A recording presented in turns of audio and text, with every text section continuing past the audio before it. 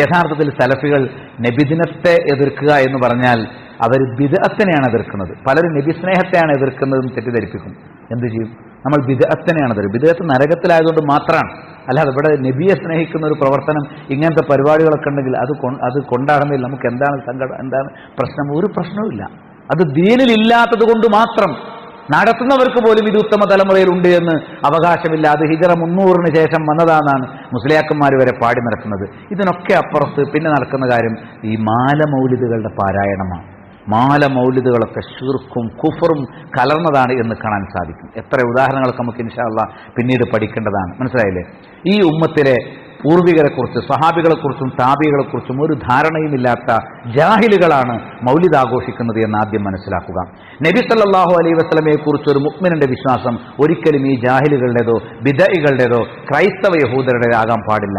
നബിയുടെ ജനത്തെ സന്തോഷിക്കേണ്ടതെന്ന് വെച്ചാൽ സ്വഹാബികൾ സന്തോഷിച്ചിട്ടുണ്ട്, അതുപോലെയാണ് നമ്മൾ സന്തോഷിക്കേണ്ടത്. അത് ദീന് പാലിച്ചും അദ്ദേഹത്തെ ഇത്തിബാഅ് ചെയ്തുകൊണ്ടുമാണ്. അല്ല ഖദീജ ബീവിയുടെ ജന്മദിനത്തിന് നബി ആടിനെ അറുത്തിട്ട് പാവങ്ങൾക്ക് വിതരണം കൊടുത്തു ബുഖാരിലെ ഹദീസ് ഉണ്ടല്ലോ, ചില മുസ്ലിയാക്കന്മാർ പറയും നുണയാണ്. നേരെ മറിച്ച് വല്ലപ്പോഴും ആടിനെ അറുത്താൽ ഖദീജ ബീവിയുടെ കൂട്ടുകാരികൾക്ക് നബി അത് കൊടുക്കാറുണ്ടായിരുന്നു എന്നല്ലാതെ അത് ഖദീജ ബീവിയുടെ ജന്മദിനത്തിനാണെന്ന് ബുഖാരിയിലുമില്ല, സ്വീകാര്യമായ ഒരു ഹദീസ് ഗ്രന്ഥത്തിലുമില്ല.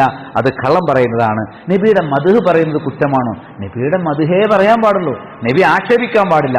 അതൊരു പ്രത്യേക ദിവസം അതിന് നിശ്ചയിച്ച് അന്ന് പുണ്യമുണ്ട്, ഇത് വരുന്നാളാണ് എന്ന് കരുതി ആരെങ്കിലും ചെയ്താൽ അത് ദീനിൽ പുതുതായി ഉണ്ടാക്കലാണ്. ഈ ഇബാദത്തുകളൊക്കെ തൗഖീഫിയത്താണ്. നബി പഠിപ്പിച്ചേർത്ത് നിൽക്കണം. നമ്മളെ വക കൂട്ടാനോ കുറയ്ക്കാനൊന്നും പാടില്ല.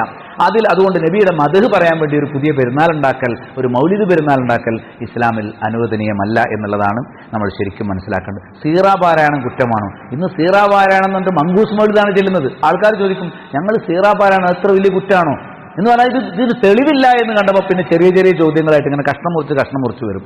സീറാപാരായണം കുറ്റാണെന്ന് പറയുന്നില്ല എന്ന് മാത്രമല്ല, സീറ പഠിക്കണം. നബിയുടെ സീറ പഠിച്ചവർ ഈ അഹ്ലി കിതാബിന്റെ ചര്യയിലേക്ക് പോകില്ല.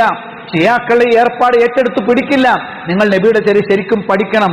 ഇനി നോക്കൂ, ഇവ നബിദിനത്തിന്റെ പ്രവർത്തനങ്ങളെ പ്രോത്സാഹിപ്പിച്ച ആളുകളുടെ കൂട്ടത്തിൽപ്പെട്ട ഇമാം സുയൂത്തി പോലും പറഞ്ഞത് അസ്ലുൽ അമലിൽ മൗലിദി ബിദ്അത്തുൻ, മൗലിദിന്റെ നടപടിക്രമങ്ങളുടെ അടിസ്ഥാനം അത് പുതുതായി ഉണ്ടായതാണ്.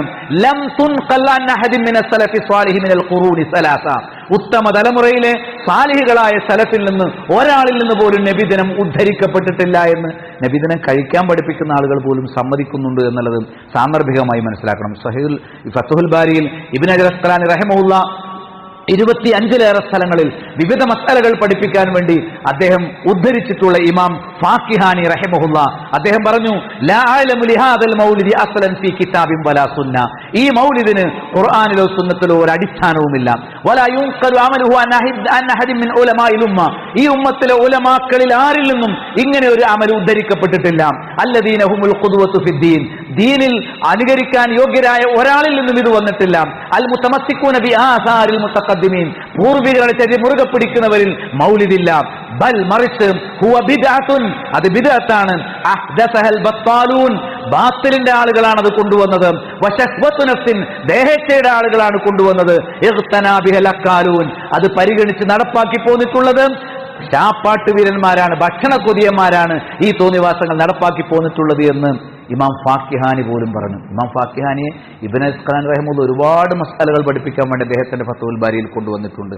ഇഷ്ടം പോലെ നമുക്ക് വിഷയത്തിലുണ്ട്. പിന്നെ ശിർക്കും കുഫറും കലർന്ന മുഹമ്മദ് നബി എന്റെ പാപം പൊറുക്കണേ, മുഹമ്മദ് നബിയെ നരകമോചനം തരണേ, നഊദു ബില്ലാഹ്, റബ്ബിനോട് മാത്രം നടത്തേണ്ട ഇസ്തിഗാസകൾ അള്ളാഹുവിന്റെ റസൂലിനോട് നടത്തുന്ന മങ്കൂസ് മൗലിദ്, ഷറഫലന മൗലിദ്, ബർദഞ്ചി മൗലിദ്, ഇങ്ങനെ സലാം ബൈത്ത്, ഇങ്ങനെ തുടങ്ങി അള്ളാഹുവിന് മാത്രം അർപ്പിക്കേണ്ട ഇസ്തിഗാസ മുഹമ്മദ് നബിയോട് നടക്കുന്ന ശിർക്കൻ വരികൾ ഉൾക്കൊള്ളുന്നതാണ്. വളരെ പവിത്രതയോടുകൂടി നബി സ്നേഹമാണ്, പെരുന്നാളാണ്, ദീനാണ്, സ്വർഗം ഇപ്പൊ കിട്ടുമെന്ന് കരുതി നമ്മുടെ സാധുക്കൾ ചെയ്തുകൊണ്ടിരിക്കുന്നത്. ഹക്കായി മനസ്സിലാക്കാനും മുറുകെ പിടിക്കാനും അള്ളാഹു തൗഫീഖ് നൽകുമാറാകട്ടെ.